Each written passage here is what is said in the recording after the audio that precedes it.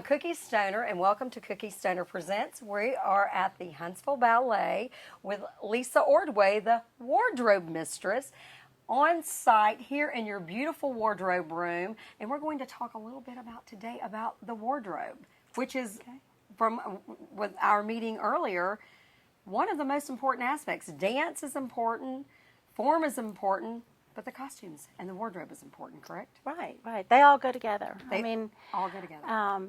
Especially for performance. I mean, my job is really for performance, but you've got to have, first you have the dance, you have the choreography, and you have the costumes, and you have the sets, and it all comes together for a beautiful performance. To make a beautiful art form. Mm-hmm. And no, I do have to say this because I told you I'm big about background. And when you and I were first talking, I thought, oh, look at this sweet lady. Look at this sweet lady who's this. She's, we're about the same age, but oh, look at her. I'm so impressed. She's a seamstress and she does all this. And then we started talking about your other life. You're like, in your other life, you were a what? Yeah, BC. Right, BC, before right? children. Before children. You were Before a children. lawyer. I was a lawyer. And you actually were one year ahead of my husband in law school at Cumberland as well. And so there are second lives to be had. There are. And I know that Philip and everyone here at the Huntsville Ballet is very happy to have you. And you've been here for how long? Let's go ahead and tell people that. I've been here for a little over 5 years. I am as wardrobe mistress. I started here, which is a job. We want people to know this is a job. I volunteered for years. My daughter danced, and volunteering. I mean, I knew how to sew. I didn't know how to sew for dance, but I knew how to sew. And so I came back, and it gave me something to do that I wasn't all up in her space. Right. But I could be here. So well, that's kind of how I got into it. And then the more I did it, the more I, wanted to learn. And I would take something old and look at it.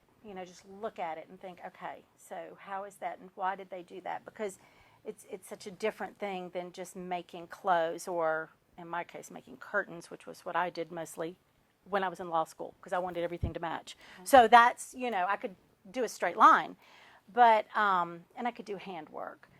But 5.5 years ago, Philip called me, and it was about 3 weeks before fall performance, and asked me, he had lost. He brought you Godiva chocolates because I heard about the chocolates. I heard about the chocolates he brought you. I had them once. Yeah, that's right. One time he did that, Philip. We got to talk to him about that. But my daughter had just gone off to college, and so I was at home with my husband, my son, 2 male dogs, and my father-in-law, and next door. And so there were all these men in my life, but no girls.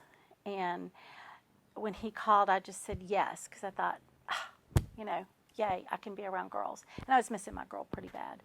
So yeah, I said, doing this allowed me to let my child go. And you started fulfilling something that you enjoyed. That I enjoyed, yeah. Now, one thing you mentioned earlier is you said, I knew how to sew. Mm-hmm. And a seamstress, one thing we talked about in our pre-meeting, because we're so professional here, is we talked about that sewing for dance is not sewing for me an outfit for me to walk out, or even wear to a benefit, a ball, or to even wear to the store. Much different. And we used this one yesterday, and you can pick up any one of these you want. I just remember we discussed this one yesterday, that this is the flower, which I love. We talked about the silk.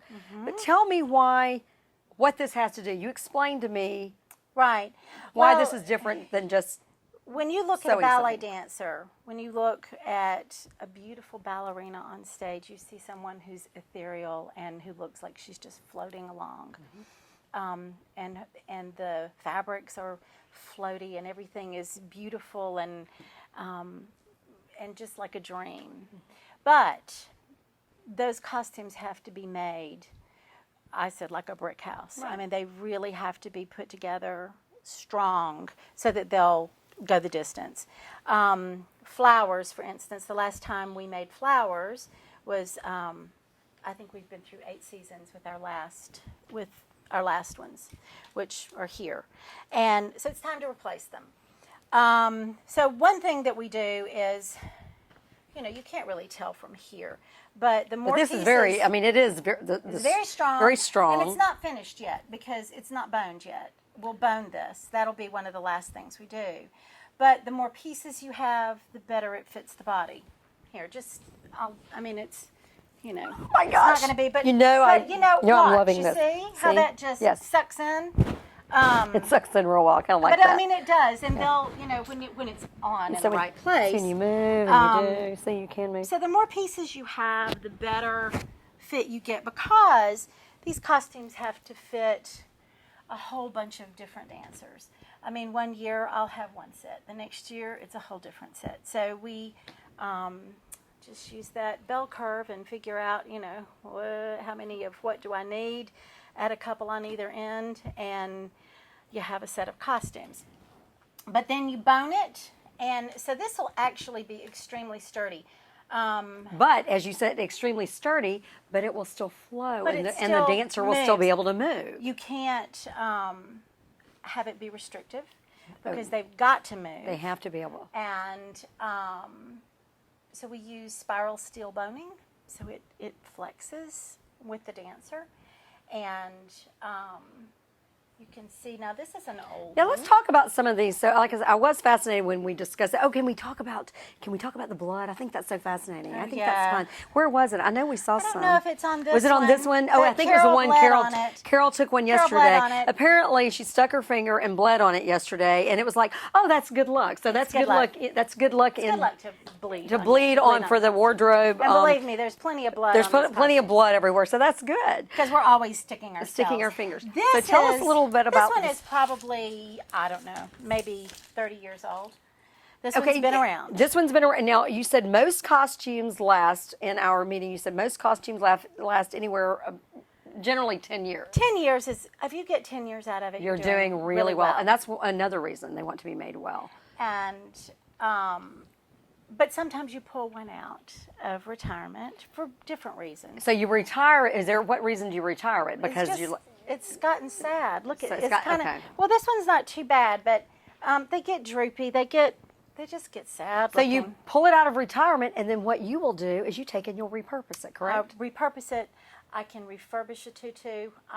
Someone sent me a tutu that was made by a famous costumer, Karinska, and it was just an honor to work on it. And I refurbished the tutu so that it could be worn, but you had to replace elastics and to fix things and try to get it to where it would stand up again. So now you also told me, and what we're going to do is on this segment, we're going to close out in just a moment, and then we're going to come back and talk about some others. But I wanted to end to tell, you said this costume took about... this is a new sugar plum. This is an old it sugar was plum. this one. This is a new sugar plum. This one. And how many this hours? is one that's currently in use, probably 30 hours. 30 hours. So you'll All of see this that in the is- Nutcracker. You'll see this in the Nutcracker. 30 hours, and this one cost approximately... You know, this one would be about a... 2,000, did you say? Probably about a $2,500. $2,500. So Yeah. this costume, one costume, Sugar Plum, okay, Sugar Plum Fairy, right? Sugar Plum Fairy, 30 hours? Is that what you About said? 30 hours. 30 hours and $2,500, one costume. Of course, that's why we have in-house. Well, we have in-house, but how fortunate the Huntsville Ballet is to have this in-house wardrobe mistress. So, And thank you for this segment, and Okay. we'll be back, and we'll talk about a few other things in a minute. We'll end with that beautiful. good. Isn't that gorgeous?